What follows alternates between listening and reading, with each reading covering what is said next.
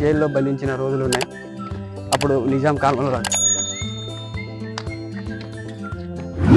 అమ్మో ఎండ ఎంత దంచేస్తుంది అయ్యా. మావాడు ఇంగ్లీష్ మాట్లాడితే ఒక రకంలో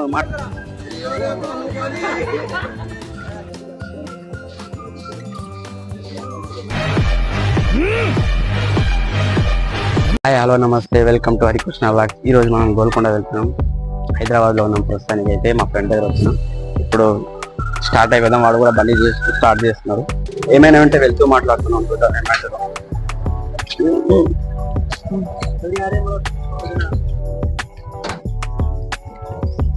హైదరాబాద్ రావడమే నా పని. స్పాన్సర్ అంతా మనవాడే.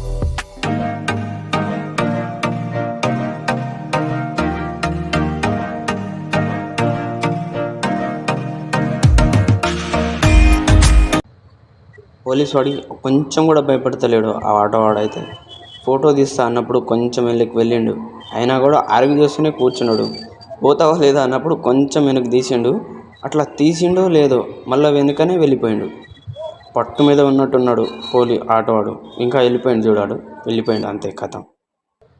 ట్రాఫిక్ పోలీస్ పని చేస్తున్నాడా లేకపోతే ఫోటోగ్రఫీ చేస్తున్నాడా నాకైతే అర్థమైతే లేదు. ఈ పోలీసు వాడు అయితే ఒకటే దించుతున్నాడు. ఎవరు మామ 1000 రూపాయలు 500 పెట్టి హెల్మెట్ కొనమన్నది. చూడు, లేబర్ హెల్మెట్ పెట్టుకొని పోతే చాలు, కథం. పోలీసు కూడా ఏం చేయడు. చూస్తావా, అట్నే ఉండదు. అలా అని పోయిర్రు నాయన, మళ్ళీ ఫోటోలు పడతాయి. అక్కడే 3 కానిస్టేబుల్స్ ఉన్నారు. అయినా సరే ఏదో మూతిపిరిలాగా వచ్చిండు, దొరికిపోయాడు. చూస్తుంటే మళ్ళీ 6th 7th చదువుకునేటట్లే ఉన్నారు. 3 వేసుకొచ్చిండు, 3 దగ్గర దొరికిపోయాడు. ఈ 3 అయితే ఈరోజు మూడినట్టే ఉంది. అండ్ మీరు కూడా ఇట్లాంటి ట్రాఫిక్ జామ్ దగ్గర చూసే ఉంటారు కదా. అట్లాంటి సంఘటన ఏమైనా గుర్తుంటే కామెంట్ చేసేయండి, తొందరగా చేసేయండి. ఏ మాటికి ఆ మాట, వీళ్ళకైతే ఈరోజు మూడినట్టే ఉంది.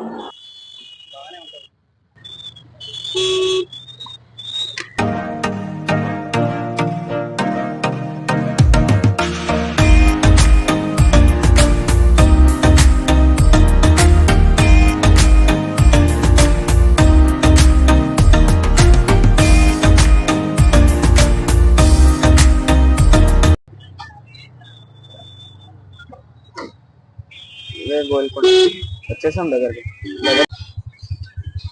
ఇక్కడే నిన్న మాత్రం బాగానే కొడుతుంది. నిన్న వర్షం కొట్టింది, ఈ రోజేమో వండ కొడుతుంది. ఇక్కడే పార్క్ చేసి వెళ్తున్నాం. వెళ్ళడమే యాదా, లోపలి వెళ్దాం. ఎట్లుంది ఏం కదా, మరి ఏమేమి అడుగుతారు మార్నింగ్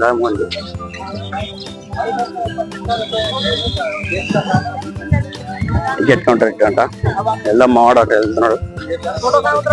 మావాడు ఇంగ్లీష్ మాట్లాడితే ఒక రకంలో మాట్లాడరా, చూద్దాం. తిన్నావు? ఎట్లా అంటావు?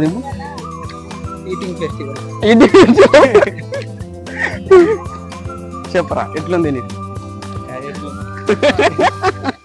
రాగానే ఇగో ఇక్కడ టికెట్ కౌంటర్ ఉంది, తీసుకుందాం. ఎంత ఉందో ఏందో ఒకసారి చూద్దాం. టికెట్స్ 25 రూపీస్ ఒకళ్ళకి. అక్కడ చూస్తే ఫారెస్ట్ అంటున్నా నేను. ఫారెన్ వాళ్ళకి 300, మన ఇండియన్స్ వాళ్ళకి 25 టికెట్స్ అట్లా ఇస్తున్నారు. టికెట్ ఇచ్చి ఇక్కడ లోపలికి రావడం. ఇక్కడ ఒకటి ఇక్కడ చప్పట్లు కొడితే పైన వినిపిస్తుంది. ఒకసారి కొడితే రాజుకు కబురు పెట్టినట్టు, 2 సార్లు కొడితే ఎవరో మహిమాన్ వచ్చినట్టు, 3 సార్లు కొడితే ఎనిమిస్ వచ్చినట్టు యూస్ చేసేవారు ఈ కోడ్ ని. స్ట్రైట్ వెళ్ళిపోవడమే. మా వాళ్ళు వచ్చారు కానీ ఎటో వెళ్ళిపోయారు. వీడు ఫోటో తీయమంటాడు. ఇప్పుడు వీడికి ఇది తప్ప ఇంకేం తెలియదు. అంత గెలకూడమనే. అని గుడికి కూడా, గుడి అంటున్నాను, ఎడవచ్చి ఏం మాట్లాడుతున్నానో అర్థమైతే లేదు. ఈ గోల్కొండ కూడా పెద్ద చరిత్ర.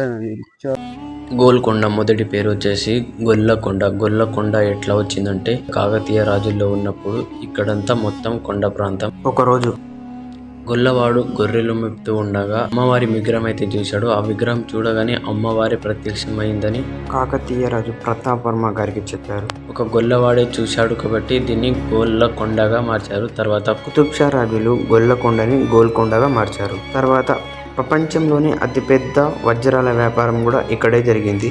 ఇంకా ఇంగ్లాండ్ వాళ్ళు తీసుకుపోయిన కోహినూర్ వజ్రం కూడా ఇక్కడే ఉండేది.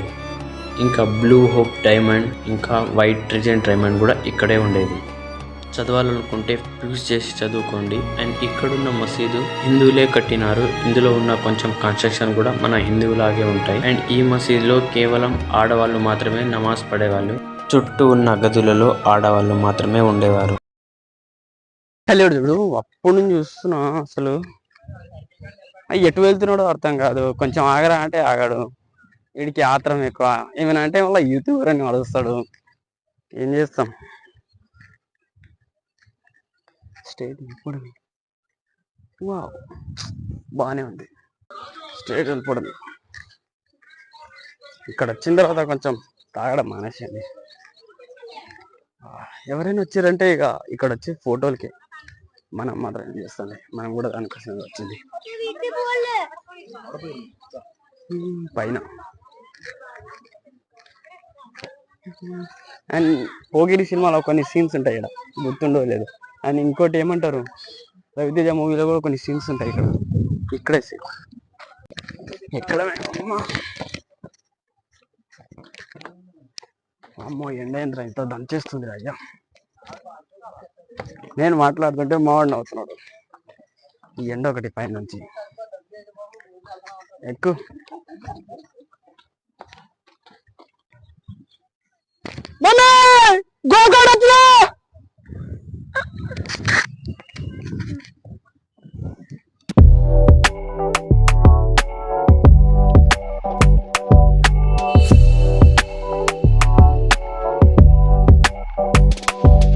చాలా దూరం వచ్చాం. కింద చూస్తే జైలు ఉంది ఒకటి. జైలుకి పిక్చర్ ఒకటి అక్కడ జైలు. ఆ జైలు అక్కడే ఎవరికైనా అప్పట్లో శిక్షలు అంటే ఇక్కడ కూడా చిన్నది ఉంది, అసలు ఏమీ పెట్టకుండా ఉండేటోళ్ళు. ఇట్లాంటి జైల్లో బంధించిన రోజులు ఉన్నాయి. అప్పుడు నిజాం కాలంలో రాదు.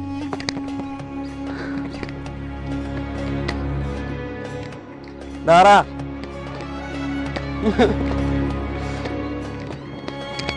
నేను చెప్పినా కదా ఎన్నో పెద్ద పెద్ద గేట్లు ఉన్నాయి, అందులో అదొకటి. అది ఎక్కడ పట్టుకోలేదు రా. నువ్వు దారా అయితే అటుపోదా ఇటుపోదా ఎటుపోదా ఇటుపోదా దా.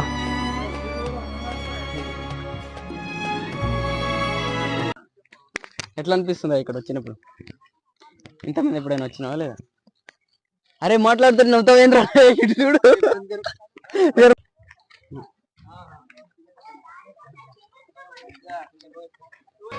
అమ్మవారి టెంపుల్ కూడా ఇక్కడే ఉంది. శ్రీరామదాసుని కూడా బంధించింది ఇక్కడే.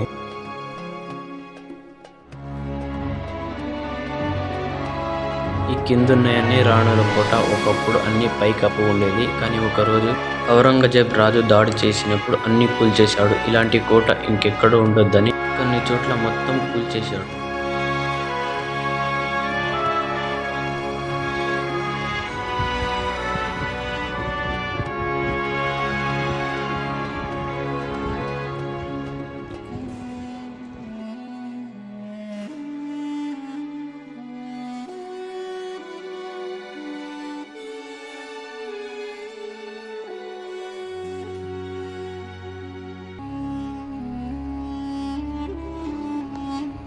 గుడి దగ్గర పోయింది, రాజ్ దర్బార్ దగ్గర పోయింది, అవి రికార్డ్ కాలేదు. ఇంకా కొన్ని చోట్లు కూడా రికార్డ్ కాలేదు.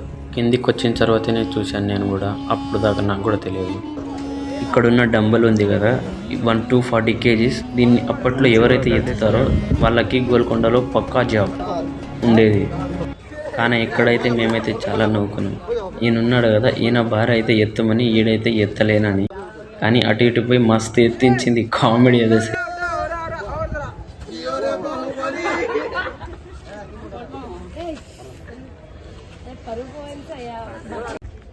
మొదటి బోనాలి గోల్కొండలో జరుగుతుంది. అప్పుడు ఇక్కడే అందరు యాటలు కోసుకొని ఉంటారు ఒక 2 రోజుల దాకా. అండ్ అప్పట్లో ఇక్కడే సైనికులు ఉండేవాళ్ళు. ఇంకా రాజుని కలవడానికి ఎవరైనా వచ్చినప్పుడు ఇక్కడే వెయిట్ చేయించేవారు.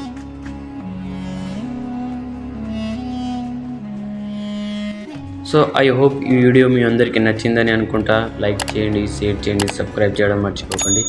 అండ్ ఈ వీడియో ఎలా అనిపించిందో కామెంట్ చేయండి. Take care, bye.